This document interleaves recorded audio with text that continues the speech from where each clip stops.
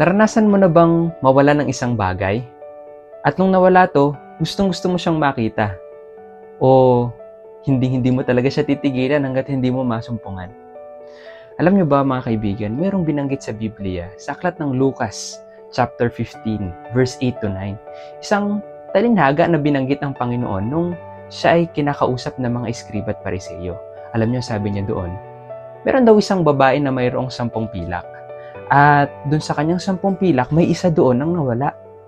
Ang sabi niya sa banal na kasulatan, hindi ba't siya'y magsisindi ng ilaw o ilawan at wawalisin ng bahay at hahanapin ng buong sikap hanggang sa ito'y matagpuan? Ibig sabihin, itong babae ay mayroong matinding pagpapahalaga doon sa kanyang pilak na nawawala. Bagaman meron pa siyang siya, mahanapin niya yung isang nawawala. At ang sabi ng Biblia, at nang ito'y kanyang matagpuan, yung pilak, tinawag daw nitong babae ang kanyang mga kaibigan at kapitbahay at sinabi, makipagdiwang kayo sa akin sapagkat nasumpungan ko ang pilak na nawawala. Take note of the word, makipagdiwang mga kaibigan. Sobrang saya ng babaeng ito ng kanyang masumpungan ang kanyang pilak na nawawala. Well, kung ngayong papansinin mga kaibigan, yung pilak na wala sa loob ng kanyang tahanan. Minsan pala, pwedeng mawala kahit nasa loob na ng iglesia. Pwedeng mawala kahit nasa loob na ng church. But then, hindi ito humihinto. Bagaman minsan, ang isang tao'y nawawala, ang isang tao'y napapalayo sa Panginoon, maging nasa loob ka man ng church, o nasa labas ka ng church, o nasan ka man naroon at ikay nawawala at napapalayo sa Panginoon. Alam mo kaibigan, gustong-gusto kanyang masumpungan.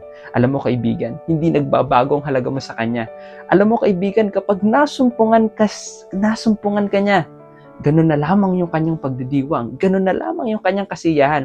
Sabi nga ng banal na kasulatan, Lucas chapter 15 verse 10, kadugsong ng mga talatang ito, ang sabi nito, gayon din, may kagalakan sa harap ng mga anghel ng Diyos dahil sa isang makasalanang nagsisisi. Kaya kaibigan, kung feeling mo nawawala ka, kung feeling mo napapalayo ka sa Diyos, huwag kang mag-alala kaibigan.